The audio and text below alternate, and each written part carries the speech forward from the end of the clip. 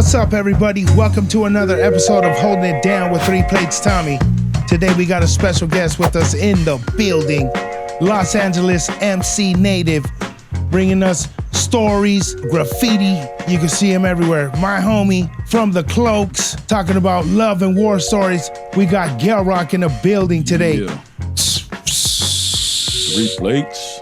What's up? How you been? I'm good, bro. I've just been fucking doing the same thing, man. More music, trying to stay painting and active, you know what I'm saying? Yeah. Building, man. Just keep doing more and more. I think the last time I was here, we were talking about my Poetry of War record. That was like 3 years ago, huh? It was 3 years ago, I think, yeah. Yeah. And since then, I've put out another record, Lost Control.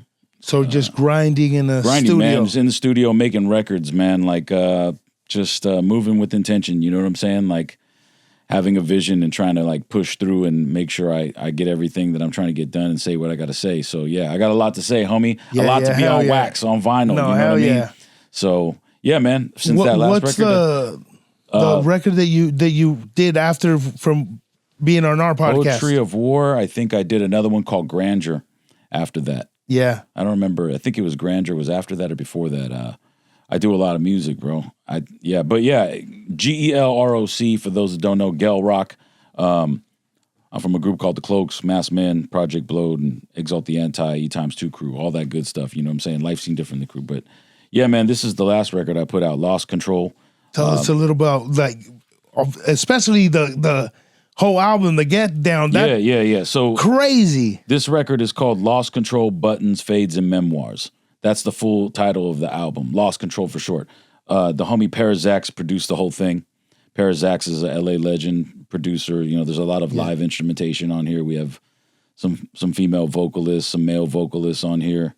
But it's a double vinyl. DJ D Styles did all the cuts on it from the Beat Junkies, Invisible Scratch Pickles, This is legends. Yeah, it's a gatefold record. It's got two records. They're pink records. Comes with the old school label photo. Show the people that one. Yeah, this is Player. Street Lens 72, the homie. He does a lot of dope photos, you know what I'm saying? My homie Matt Mendoza, he did the lyric and photo zine for it, so it's like a lyric book. So yeah. Yeah, so you could just chill, pop this record in. Yeah, that and then just kick back, read and check out all the graphics and just enjoy, like, because when I grew up, that's how you listen to a record. Enjoy the record. A record is a book, you know what I'm saying? And that's what this is. It's an audio book. That's why it's called Buttons, Fades, and Memoirs. You know what I'm saying? Lost Control. This record, I was going through dealing with a bunch of different things at the time. Yeah. So, music is therapy at times. So Lost Control, I was trying to manage it like the loss, you know what I'm saying? And then the word Buttons is actually my grandmother's name. Her nickname, and she raised me like on classic rock. So I always felt like this record, because it has live instrumentation and samples, like some rock shit. I was gonna say the front looks like on some some rock, like a classic rock album type. So I feel like me being an MC, a rapper, you know what I'm saying? Like this would be the record. I finally got to that level where I'm paying homage to my grandmother. Buttons, you know what I'm saying? And then fades, life gives you fades, you take fades, DJs on the faders, you know what I'm saying? And the memoirs, these songs are memoirs of my life, you know what I'm saying? At least for this record. So yeah, Lost Control, Button, Fades, and Memoirs. That's out right now. This is a limited edition run. But yeah, numbered records. But this is dope, man. If you guys, Spotify, YouTube Music, all that stuff, it can be on the digital streaming platforms, but and then can people get your record too? Yeah, the records. You can hit me up at abolanorecords.com, ABOLANO, abolanorecords.com, or hit me up on Instagram, We'll have the link on the bottom right here. Yeah.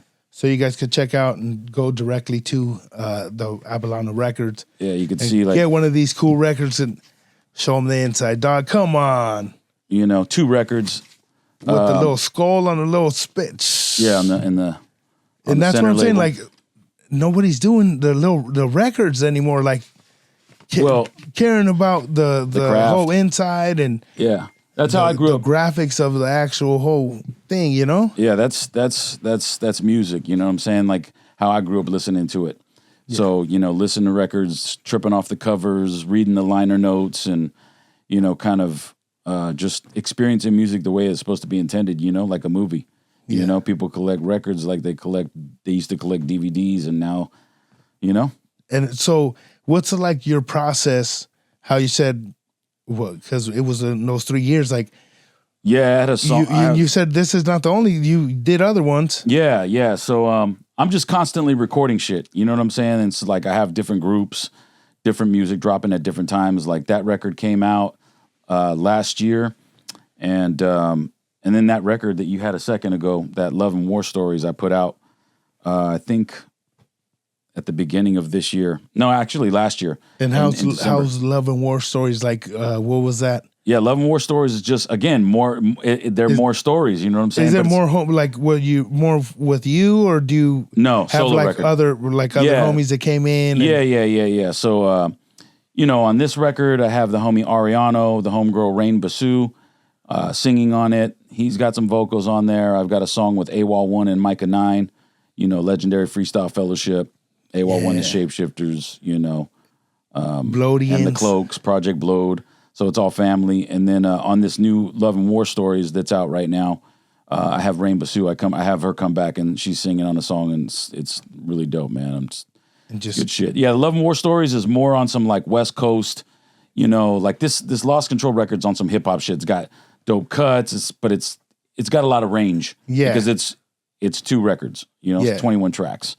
But that Love and War Stories is like, you know, it's kind of an ode to West Coast. It's got some more hard rider shit. It's got some love stories, and it's got some more stories. I'm talking about some gangster shit, you know what I mean, that we grew up and that we saw, you know what I mean, being a fucking observer and being part of the life, you know, growing up street life and shit, everything, you know, because a lot of people don't know. Like we were talking about that the other day, how like growing up out here and the graffiti and all that, being young, like it's different graffiti.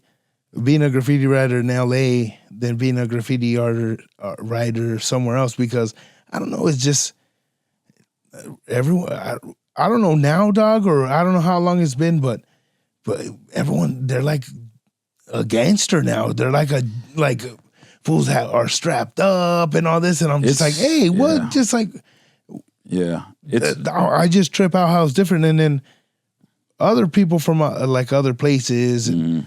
They see that shit and they're just like, damn, what the hell? Like, nah, we don't even have to worry about that shit. Like, if anything, probably.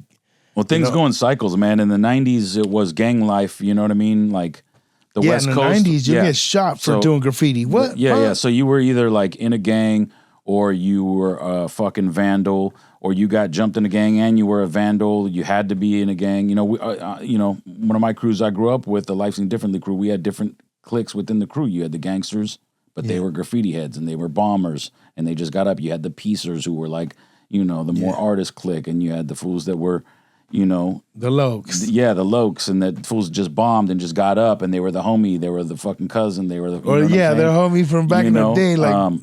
So there was all these different cliques. So, but yeah, man, things evolved. Things then went through all these different levels. Then you have, you know, people generationally get older, like our class, if you will, our era of writers, the late 80s, early 90s, are now at the point where we're just thankful to be alive, bro. Yeah. And you cover stuff like that on the like the Love and War Stories? Yeah. There's some that's different. It's more hood shit on that. I don't there's some graffiti references. I don't like to talk about graffiti and music. It's like that's not how you know, you don't. Everyone's like it's this. A little bit of a more like real life. Growing up and but you ain't. Of course, you're gonna get the references from me. You know what I'm saying? And then, can we talk? Yeah. So I brought that record. This is the new jam. This new record is coming out in April. So this record ain't even out yet, but I got the records. They came in. That one's called Out of Style, Out of Service. It's produced entirely by my homeboy Ariano. He's done a lot of amazing music with a lot of people that you probably have heard of. So this is going to be the latest one that you're going to come out with. It's going to come out in April. Yeah, April 3rd. And it features Mestizo, Pigeon John, All City Jimmy, the homegirl Brevi, and Zane from the Tunnel Rats, the homegirl Zigga Zane. All OGs, all, you know what I'm saying, real masters of the craft.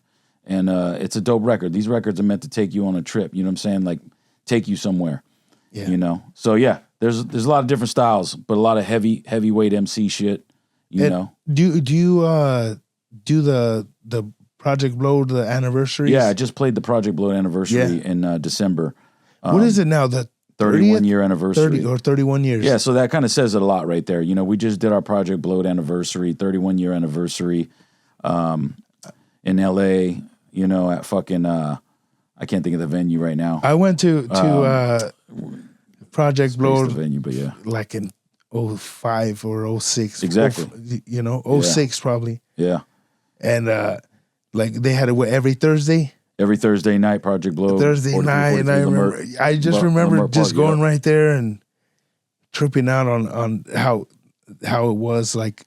Yeah, basically it was just because there's nothing like that. There's. So that's a contrast when we're talking about graffiti back then. I mean, you know, so back to that, just to close the loop on that point, it's like, you know, there's just different cliques, right? Different hoods. So like right now, you know, the older heads look at the newer generation and be like, you know, they're hot heads, but there's like a lot of heads are just soft because of like the socials. You know what I'm saying? Like, you don't have the socials, you don't have a lot. Yeah. You know, it's like, you know, I've been doing this shit, you know, underground hip hop before the internet. You know what I'm saying? So before the socials and all that shit, we were doing mixtapes before. Now it's a trend again. And battling. So you talk about like, you know, there's just different hoods, different eras. And so back to Project Blow, that was an open mic workshop. But for a lot of the crew and the breeding ground back then in the 90s, 95 was the first. And then, you know, after that, every Thursday night, you come and get your skills tested at Project Blow. Yeah. You ain't coming over talking about no social media type shit like you could dress up and think you're going to get by. None of this shit that people listen to on the radio. None of this, you know, go viral shit. But some like real barring out, like heavyweight fucking freestyle shit, like top of the mind, you're gonna get tested and so on. So Project Blow was like kind of like where you would go and people would battle, or was it where you would go and watch rappers? Both, but there was battling happen. There was so much talent on the corner. Like on the outside. On the outside, on the inside, it didn't matter. Yeah, rapping. This is a serious craft. This thing that we do. You know what I'm saying? But it was just like beats play. Like a fool would just be up there playing beats. It didn't matter. You were just you know what I'm saying? It's just this energy, you know what I mean? You just start freestyling and then just become a contest of, you know what I'm saying, who's hot that night. It could get personal, it could just be blow up sessions, you know what I'm saying? But a lot of memorable things from a lot of legendary cats right now from the Project Blow, you know what I'm saying? So shout out to all the crew, Project Blow crew. So we just did the anniversary, we did Rhyme Fest. As well, you know, as the whole Project Blow collective, we brought 30 MCs on the stage at the Rhyme Fest, killed that shit, brought the house down. You know, ask anybody that was there that saw that shit and knew it went down. And all the legends everywhere he came out. Everybody, Abstract Rude, Freestyle Fellowship. There was a guy that didn't that guy Peace. Peace passed away. Peace from Freestyle Fellowship. Rest in peace. Yeah, I'm Tula Zeza. He unfortunately passed away, one of the best MCs in the world. Legend. I mean, if you know what it is, then you know what it is. If you're and if you don't, you're a no not. Yeah. And that says enough. Like if you even know that phrase, then you should know. But if you don't, look it up, do your hip hop homework. You have to know that, especially if you're on the West Coast, because if you're floating around here not knowing like the depth of how far this goes and how connected we are to everything that is, then you know you see the source of this shit. Yeah. And that's what, you know, like people need to know that history and just because it's a big part of MCs and music that came out of here, Project Blow, and and the connections that they had and made and the impact that you know that everything, and like you're making music, it's like, do you think you would have as big of hip hop and of like MCing in your life if Project Blow wasn't around? Well, I think Project Blow helped also drive, you know what I'm saying? Like, so to answer your question, no, I don't think, I mean, hip hop would have a hole in it without Project Blow. That's for sure. So that's my family. That's my hip hop family right there. So you know that's you can't even refute that. But Project Blow as a collective is just an amazing amount of talented homies of mine that are all legends. Everybody, we've all mastered our craft at this point. You know, anything you do in any profession, it's 10 years, and technically you've mastered your craft if you're any good at what the hell you're doing. You know what I'm saying? So we got 30 years plus with some of us. And I'm from Mass Men, which is one of the original crews under the umbrella of Project Blow, going back to The Good Life, Abstract Roof, Fat Jack, and AWOL One, and you know what I'm saying. And so yeah, it's a big collective of artists. Micah 9, Freestyle Fellowship, AC Alone. You know what I'm saying. You were able to work with a lot of those guys, like I have songs with pretty much everybody, man. Yeah. Like at this point, everyone still chills. There's no like beefs or nah, man. Nah, like everyone's still like you. Fact that I think I messed around in one of our threads the other day, like when we did the Rhyme Fest, and was just like, I said what I just said. I think we're all very thankful that the fools that are active, if you get 30 heads on stage at Rhyme Fest, everybody's got to be active and everybody's got to blow up because we came in a succession of each other. Like right after the next, everyone, the blow up just kept getting hyper and hyper and hyper and hyper. You know what I'm saying?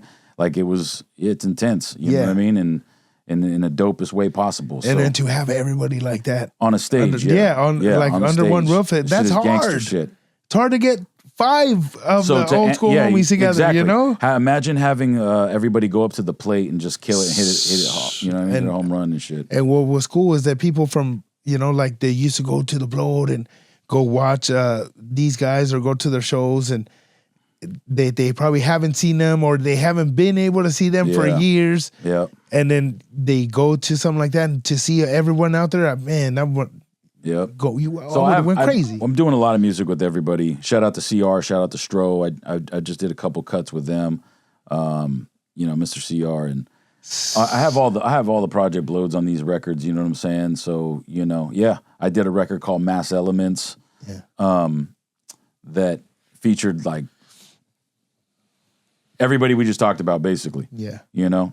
Too many names to mention at this point. What's one of your like favorite projects you've done that you're like, man, I wish, I don't know, maybe you guys could get back in there and do something? I mean, E Times 2 is the original crew that I started doing music with that I think a lot of people from like the Whittier LA scene, they know me from. You know, it'd be dope to get all of my original crew together, you know what I'm saying? But we were a big crew, and life takes people in different courses. Some people are still active, some people are putting in, you know, records doing the music right now to put out records later. Yeah. So that would be cool to see, you know, and get an old school cut in, but it is what it is. I don't fucking got time to worry about what isn't. I just focus on what is. You know what I mean? Do you have any like old school cuts that you never put out?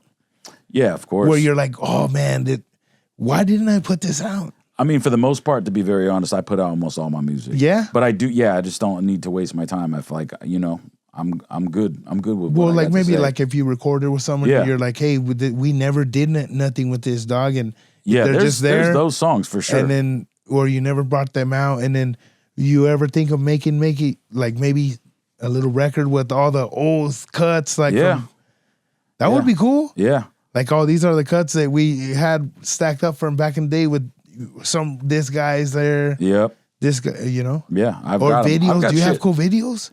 Yeah, I got all that shit, man. VHS shit. You know what I'm saying? I have to fucking or like video that you taped yourself from like your shows and battles that you've seen, or I put that shit online. Was sometimes. that big battles over here?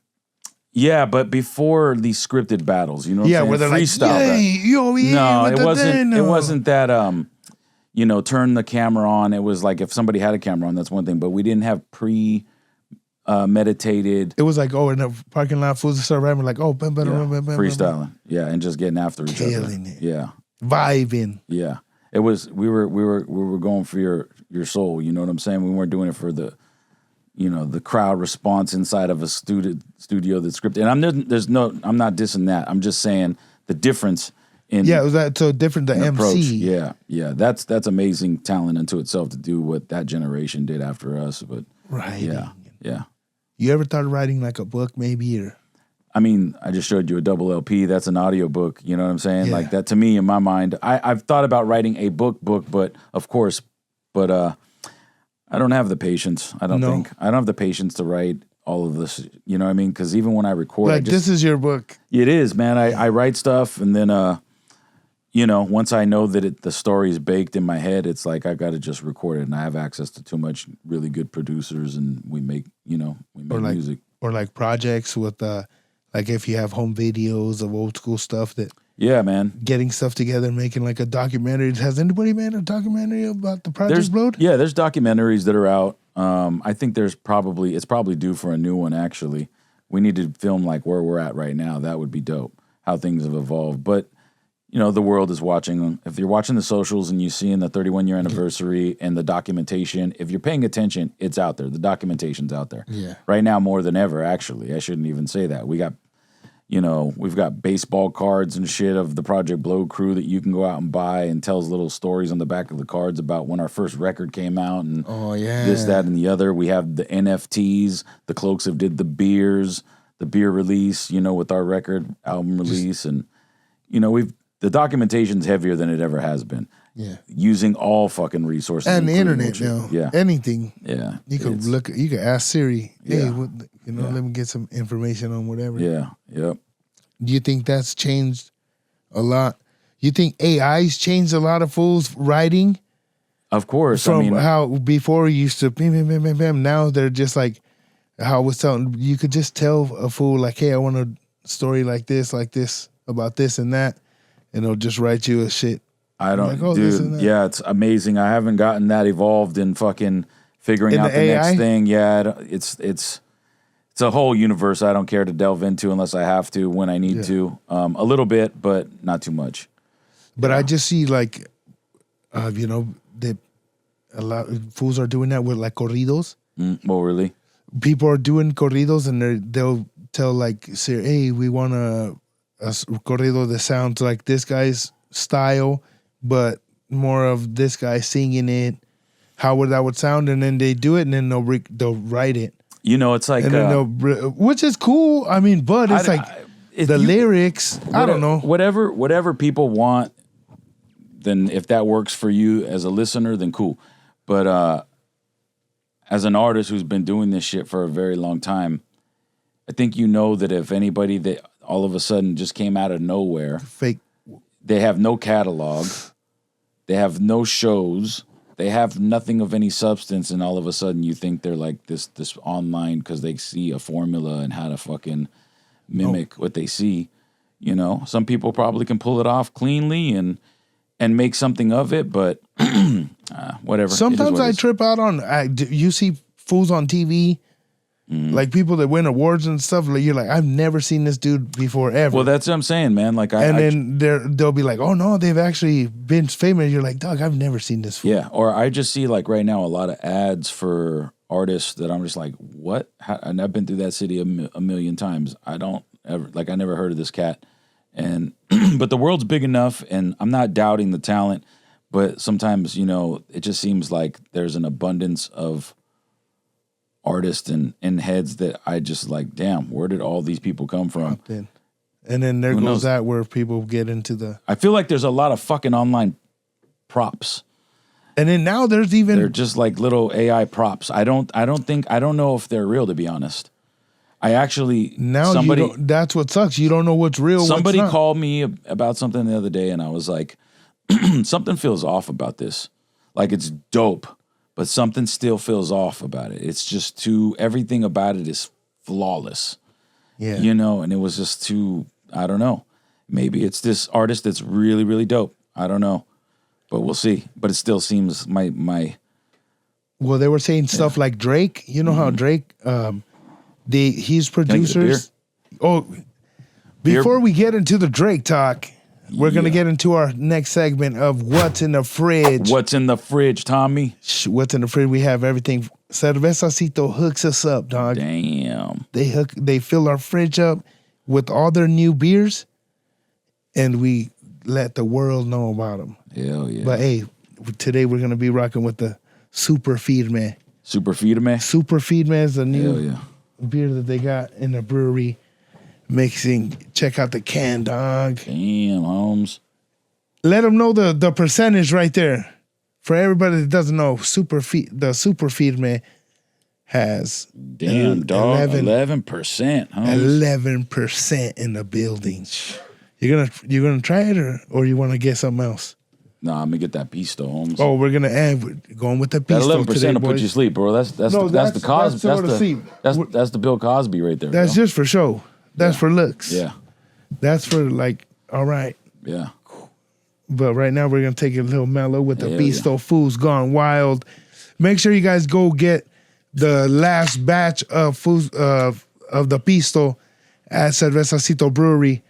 They're doing the last runs of it, and you know it's running low. So make sure you guys go to Cervezacito 4th and Broadway to get your Bisto Fools Gone Wild. I have to do commercials. You know what it is. It's all good. Yeah. But yeah, we got that. But no, I was talking about how Drake, his producers, they do beats, even at raves and stuff. They go with what raises your heart, your heart, and like it's weird. Fool, They're using biometrics and shit. Yeah, so you listen to a song and it makes your heart basically feel bomb to where you like this frequency. Yeah, they're using frequencies. And you're like, hey, I like this beat. Yeah. And they do that. And they do that like even at raves. Even at raves, they know that people are all like, ooh, and then they know that those beats hit you. So all those beats, you know how you feel like a certain way when you're at a rave, you're like, because the beat is going doof, doof, doof. It's making your heart go in a certain way, that frequency, and it makes you feel super bomb. Damn, which is crazy, dog. So like Drake and other, they use these beats. Tommy was at a rave getting all horny and shit in front of the speakers. Hey, get back to work, fool. Oh, yeah. Hey, dog, what the fuck? Yeah, dog, your security here, dog. But they do the beats, fool, that you feel all crazy. Like, your heart starts beating all. You're like, what? Fool, you'll listen to some beats and you're like, hey, this shit is tight. And there'll be some, you're like, hey, you're like, fool, fools love these fools beats. Yeah. Because it's like, yeah, they're made to make you feel good. Yeah. And when you feel good with the song, you like the song. Yeah. So it's like, whoever makes beats out there, and I'm saying, hit me up. Try to get them feel good. I think you just talked about I think you just described like a mainstream formula, dude. Like, you know? Imagine they're like, we don't do that, but we're going to start doing it. Yeah. Let me know. They're going to start doing it with AI. Yeah. Tommy talked about it first. We have the 3 plates technique. Tres platos. No, but man, getting into the shows. You said you went on tour. Well, we did a tour. We did a run. I think right before this Lost Control record came out. It was I think 2024 in March 2024. Yeah. Yeah, it was before this past year. But I did I jumped on a couple of spot dates for a different tour AWOL and Pigeon John did earlier last year. And we're always doing shows, man. We always have records, so we're always doing shows to promote the records or, to sell merch. And where did you guys travel to? These mostly West Coast. West Coast spots? Dates, yeah. On this last run, it was like Vegas, Oregon, Seattle, a couple different spots in Oregon, Sacramento, just that whole, just dipping around. Yep. What do you feel about San Diego, Arizona, East Coast, like hip hop, like underground, more like East Coast MCs? It's all good, man. Now everything is there everything. Any East Coast MCs that broke through? They came out here and chill, like say at the Bloat, like one of the Bloatians actually he's from New York or anything. Is there any like that? There's all that. That's or everyone pretty much LA natives. No, I'm mostly from Project Bloat. Yeah, everyone's pretty much LA natives, but there's different heads that have come from over different cities. Open Mike Eagle, he's from Chicago originally. Oh yeah, and but he's like an LA native now too. You know what I'm saying? So I don't know. Hip hop is like a melting pot at this point. If you've been around this long, you've moved around. So everywhere. Yeah, you moved around everywhere. When we were younger, it was probably more of a difference when we looked at East Coast underground hip hop compared to West Coast underground hip hop. We rapped like I described. We were attacking fools on the mic and battling, and there's a lot of documentation of that type of shit. You know what I'm saying? Yeah. There's documentaries of that, freestyle documentary, the Good Life documentary. The Good Life. Yeah. By Ava DuVernay. And Ava DuVernay, if you look her up, does shit with like Oprah. And she's from The Good Life. Oh, yeah? Yeah, man. So like that's I'm trying to tell you, like the legend and the lore behind all of the homies and how long we've been doing this is legit. You know?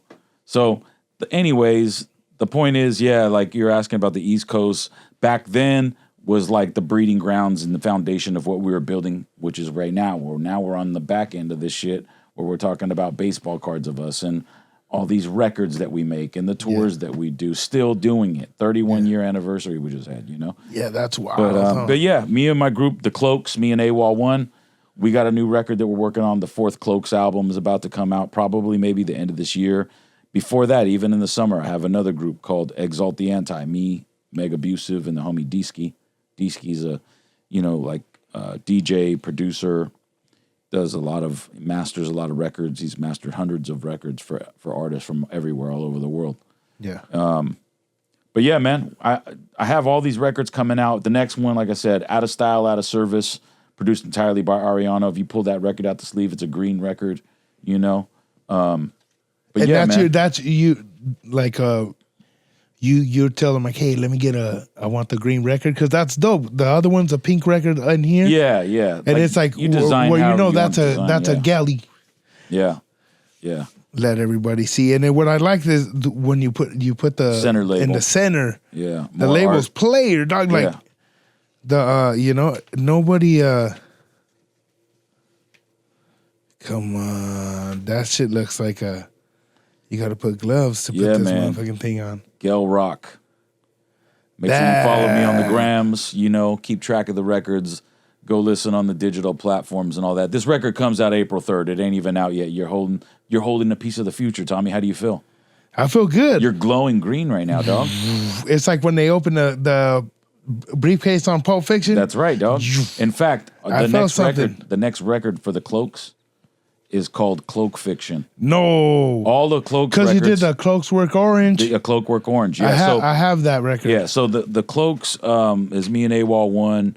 The producer is Awkward. He's from the UK. And then we have like 3 different DJs, Sir Beans, DJ D Styles, and Roach the DJ that all do the cuts on our records. And then we have a bunch of our Project Blowed homies and more, show up on these records. But the first record we did was a self-titled record, The Cloaks. The second one was Cloak Encounters of the Third Eye instead of Close Encounters of the Third Kind. So that was a spin-off a movie. And then the third record was the one you just said. Instead of a Clockwork Orange, we did a Cloakwork Orange. Yeah, Cloakwork Orange. And then we did a beer release.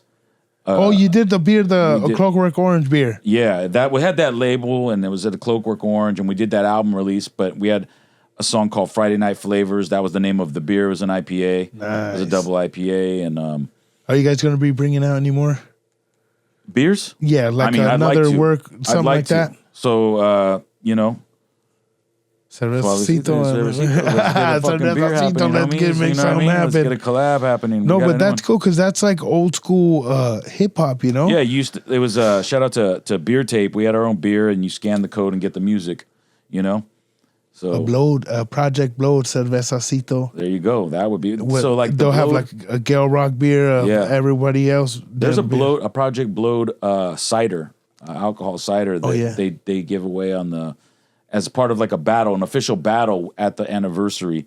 And they have a cider bottle of fucking Project Blowed anniversary. And it's cider. like battle between you MCs or like fools it's like a little subdivision of heads that sign up to get that extra visibility and pay those dues in that lane. Most of us older Project Blowed cats don't got shit to prove. We ain't trying to like do that. We're trying to get stage time and promote our records. Yeah. The other homies are trying to get on, or they're defending their titles. Maybe they're already on, but they're defending their titles. We have homies that are judging. It's really official and all of that, It's dope, man. I discovered a couple of dope rappers that I probably would have never heard of that signed up for it. So at our own anniversary. Oh, yeah? So it's like up and coming heads and shit like that from different areas and different counties. And from being like busy and all this, do you still take time to listen to music, like to MCs, and like do you? Short answer, yes.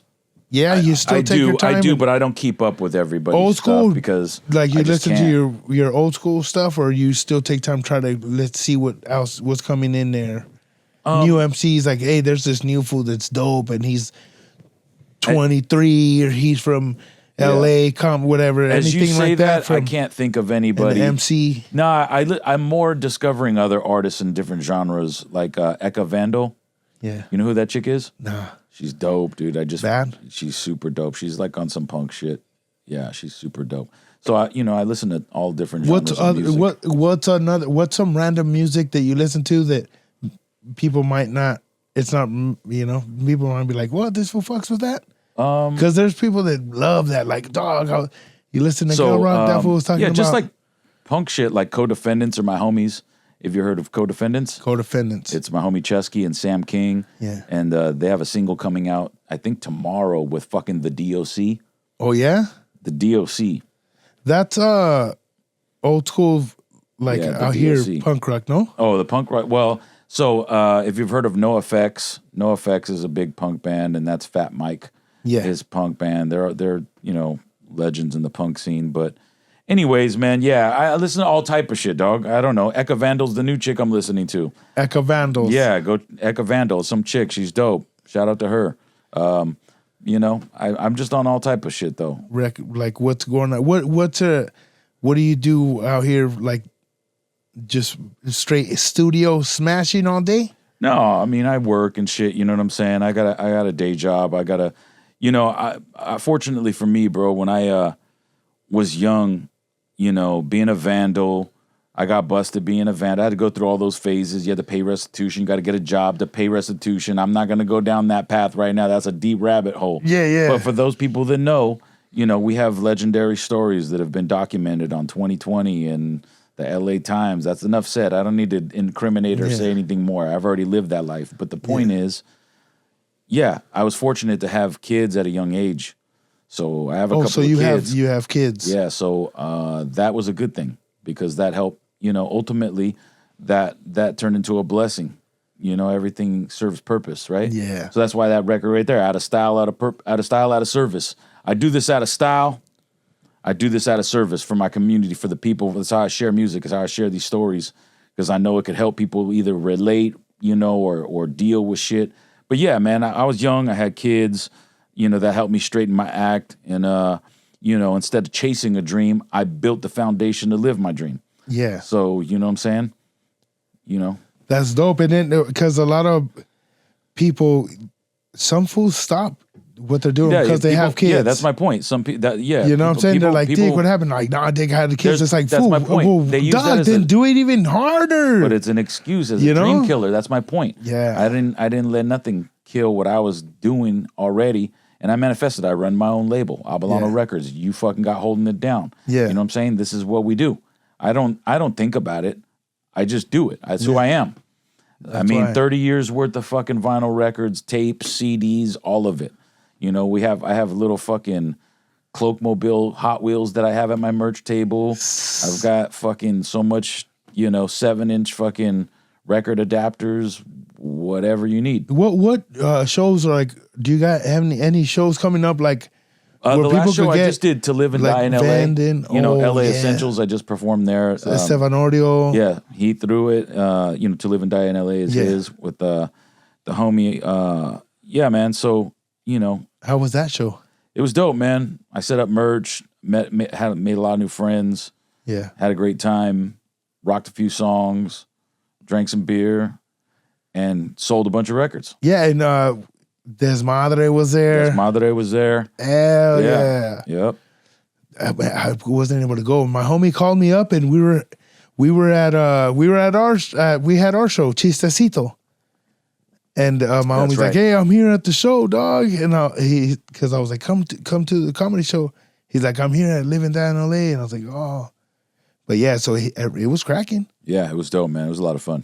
And that's cool to go up there on stage. You rocked the stage? Yeah. So I think I'm going to do something. So, I'm from another graffiti crew called Can't Be Stopped. Yeah. Legendary LA. Hollywood crew, worldwide crew. There's a fucking question about CBS on the show Jeopardy and shit, Yeah. No way. Yeah. Yeah. Oh, I think... I don't know if I watched it or if I seen it.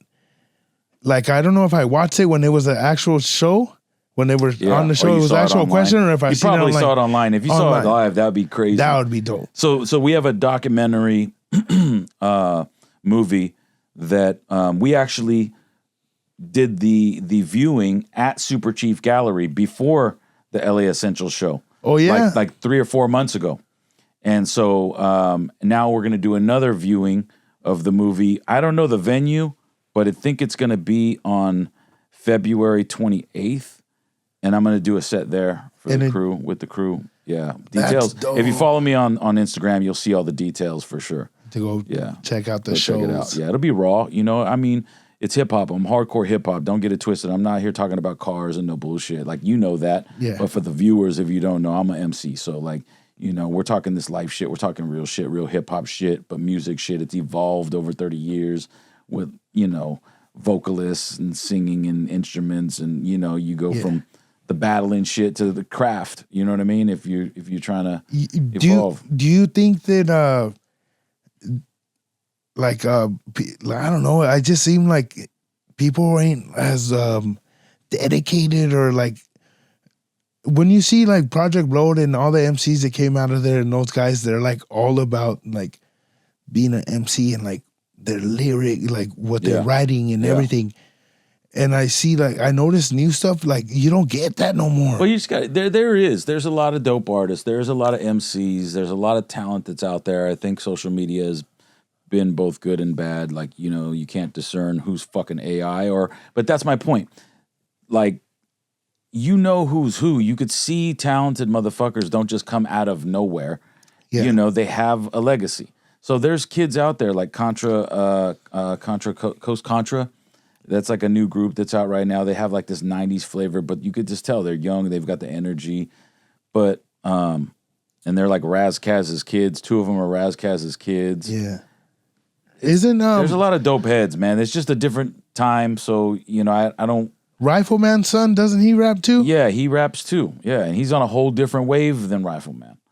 You know? Crazy, huh? Yeah. It's just a different generation. So, you know, the best thing I could say is if you want to learn about, you know, just from artists that have actually been about this shit for a long time, buy our records. You know, listen to our shit on Spotify. Shout out to all the crews. Shout out to everybody that's doing it. Yep. You heard the man. Get the records. Look them up on Spotify everywhere.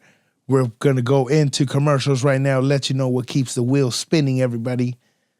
Like any success story, Cervezacito started with a dream to open up a hot dog spot. We started selling our homemade Cervezacito at local barbershops and car shows to the people that we knew would love it most. They demanded more, so we made more. Fast forward 12 years and millions of happy fans and friends later, we still use the same formula at an affordable price. We believe that great hair starts at the roots, our community. And nothing builds community like looking our best together. Cervezacito is more than just pomade and top-shelf grooming products. It's who we are and who you could be. Because when you feel good about yourself, people notice. Ready to transform your hair game for good? Click the link and pick up some of our award-winning Superior Pomade and help us get one step closer to opening that hot dog spot. Cervezacito. Get it, hombre.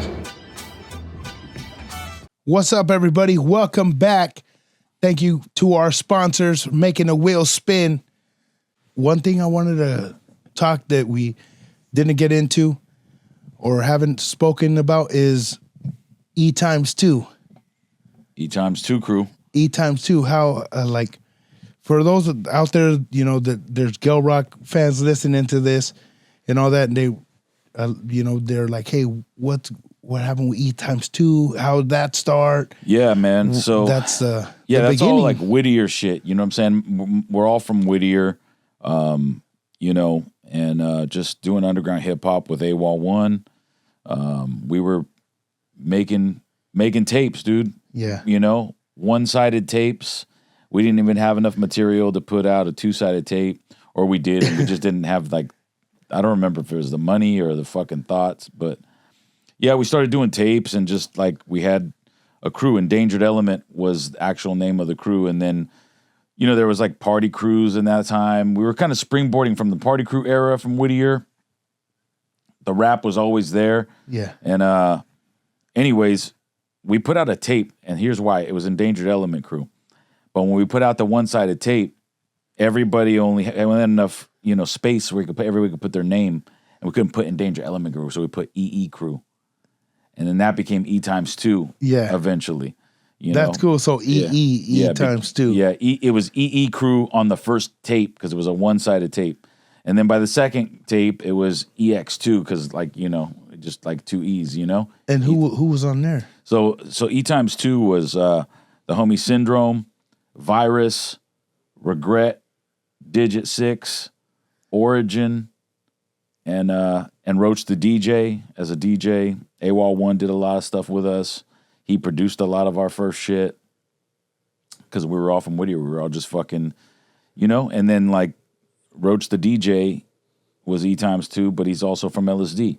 Yeah. He was Desky from LSD. Yeah. So that's that whole thing I was saying earlier is like, or that I said before about like, you have gangsters from the crew, you have DJs from the crew, rappers from the crew, artists from the crew, piecers from the crew, bombers from the crew, Yeah. So you did graffiti before you got into hip hop? Yes, yeah, that's a good point. So yeah, I started doing graffiti in 1990, and I went through all the different phases, having a toy name and then coming up with Gel. So people say, how did you get the name, Gel, and why is it Gel and not Gel? It's, I used to write Reigns, and that was like Reins, and I still drop the G in that name, and everyone's like, that name's too fucking long, fool. You're gonna get rolled up, fool. Yeah, like shorter. The rain. Yeah, like you're the reigning champion or whatever. Yeah. So I like G's, I like E's, L's, and then I was like, yeah, that's Gel. It's gonna be Gel 1. But not Gel, Gel. Because, there's always multiple, even another state or another fucking country. Some fool Gel. There's another Gel, but there will never be a Gel. Yeah. Never be a Gel 1. And that's how it started off as graffiti as Gel 1. And then when we started doing tapes, it evolved to Gel Roc, which became my stage name. Yeah. As a MC. And Rocking the mic. And I did graffiti. I, got in trouble as a vandal and... you got busted before for graffiti? Yeah, second most damage ever done to California Highway when I was my youth. You know what I mean? Yeah, youngsters. Just there's a lot of stories, a lot of history. It was documented. It was a big deal, but not to go too far down that, adolescent, juvenile delinquent shit. And then you started E times 2? No, it was. I was actually brought into the crew. I think it was like Virus and Syndrome and a couple of other heads, but the crew had not put any music out. It was just like in the garage battling and listening, just vibing to hip hop type heads. And then AWOL, we put out our first tape. What was that? It was called Noise. Noise? And it had a dog on the front with a fucking like nuclear bomb in the back. Yeah. And it was a one-sided tape. The Mushroom Cloud? Yeah, the Mushroom Cloud. See, about it. Yeah. Yeah. So. Yeah, and Circus from the Shapeshifters was on it. It was before the generation of the Shapeshifters that people know now, the legendary Shapeshifters. It wasn't even that crew when that first tape came out. It was a different generation of the Shapeshifters. So, yeah. So it was them, but not as Shapeshifters yet. As you know them today, yeah. It was a different generation. So everyone had like their trial crews and people, it's hard, man, when, anytime you do a band in music, it's like even the Beatles... broke up, because of Yoko Ono, but we'll let you be the judge. But, but the point is, whether it's chicks or life or kids, life's trials, man. People fall off. People don't have the ambition. People have the talent, just whatever life throws at you. So, yeah. So we did E times 2. We did some CDs, some tapes, some records, we did music for basically since the early 90s to... Our last record was in 2015, 2016. Oh, yeah? Yeah. We had a new record, Common Thread. I have that vinyl, too. I just didn't bring it with me. I have so many records, Yeah. But again, it was a different iteration of the crew because not everybody was together. Some people were in prison. Some people were in different states and not recording. And, you have a bigger crew. Anytime you have a crew of 2 people, a duo, you stand a chance. Yeah. But look at Outkast. Yeah. Right? Even Outkast. Eventually. So the more people, the more you're interdependent, and 2 people's already a challenge. So imagine a crew with 5 people, 6 people. With different fools who want different personalities. Their whole mission is to... Yeah. people go off Be and have top dog. Yeah, more ambitions. I have had ambition to be solo artist and to do other crews, and I'm still doing records. And then from E times 2, you went in. E times 2 evolved into, solo stuff, Yeah. I started as E times 2.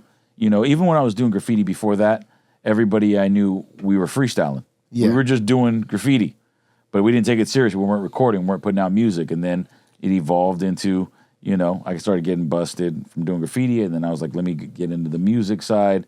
That kind of kept me in the circle with everybody and continue to paint and whatever the case. But yeah, so then E times 2, and then I started doing solo stuff, putting out solo records, and then the Cloaks came aboard, and which is me and AWOL1, our producer Awkward, DJs Roach the DJ, Sir Beans, D Styles, And then it all came together. Yeah, and then we have, we're about this, maybe at the end of the year and winter, we'll drop the 4th Cloaks record. It's called Cloak Fiction. Yeah. And it's on. Oh, you were talking about, you guys are going, is that the record you're talking about? what's that? The Cloak Fiction? Yeah. That's the new record that's going to come out? It's going to come out. But like I said, April 3rd, I have my new solo record produced by Ariano called Out of Style, Out of Service. Yeah. And that's just, it's after all these years, I do this out of style and I do this out of service. You know what I'm saying? Like, that's my purpose. I talk about that in the album, so it's a concept album, you know? So yeah, there's that record. All these records are just a culmination of different stories and, evolving and doing music from the hardcore rap shit to now, doing music with vocalists and instrumentation and Who was your what inspired you to get into? My whole family's been that I was raised was into music. You know what I'm saying? Yeah. Like my uncles were in bands, drummers, guitars, and my mom was like a dancer, like all the Soul Train era. You know what I'm saying? Because music was always around. DJs always around. Yeah, man. I was an '80s child, so I was surrounded by music, family bands. My grandmother raising me on classic rock. She was like a hippie.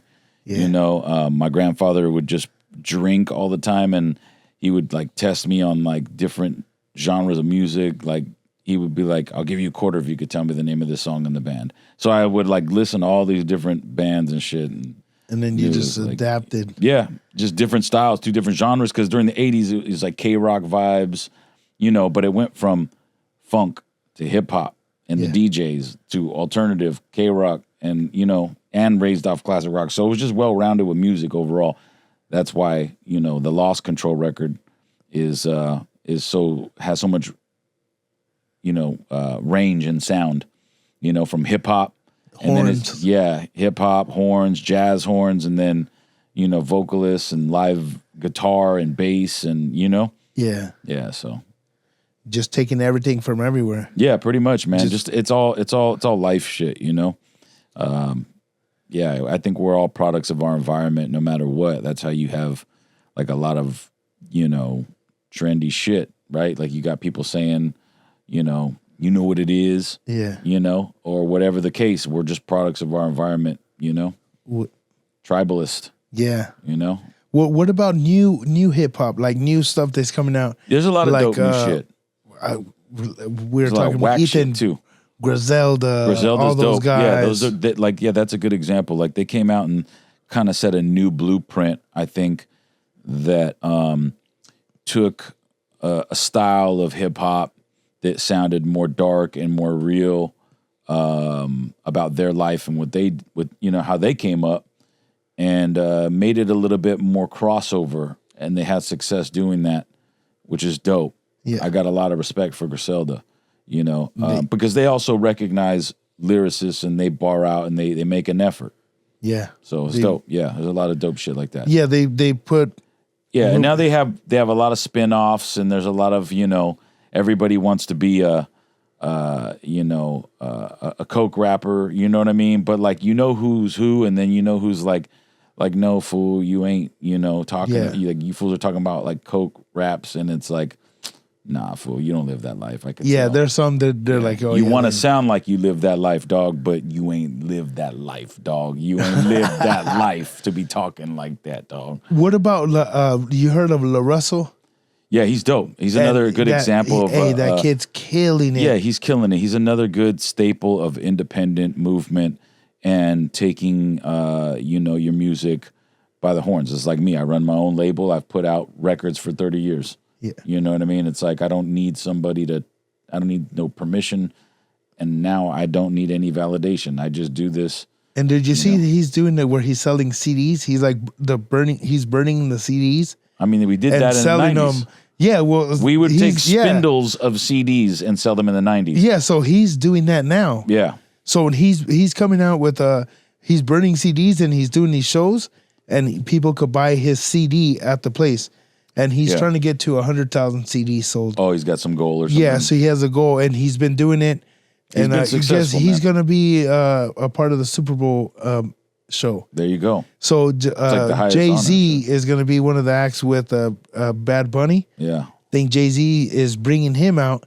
And what's cool, he's a youngster that's been grinding and working, and he's from the Bay. Yeah. So the Super Bowl is going to be in Santa Clara in the Bay Area.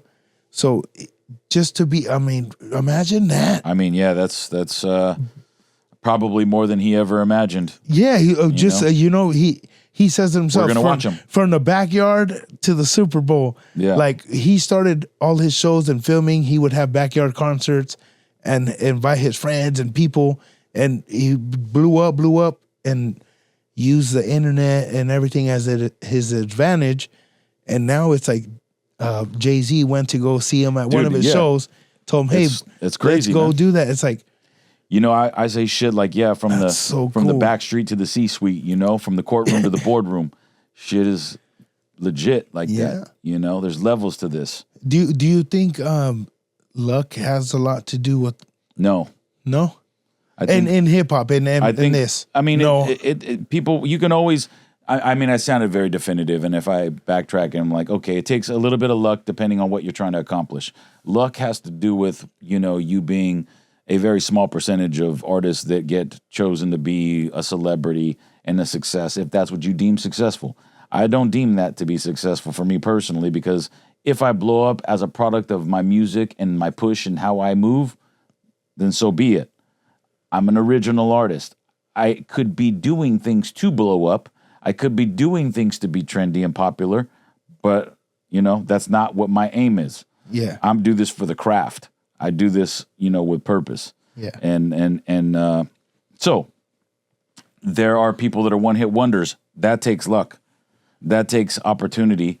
But no matter what, the bigger thing is you have to put yourself in the position because you are doing something that you love for the most part, So it just depends on, the artist individually and what they're trying to get accomplished.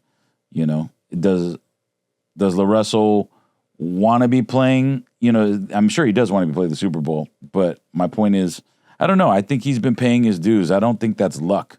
Yeah. I think that's manifesting what he's trying to accomplish. No, yeah, he's been grinding, working. We all have.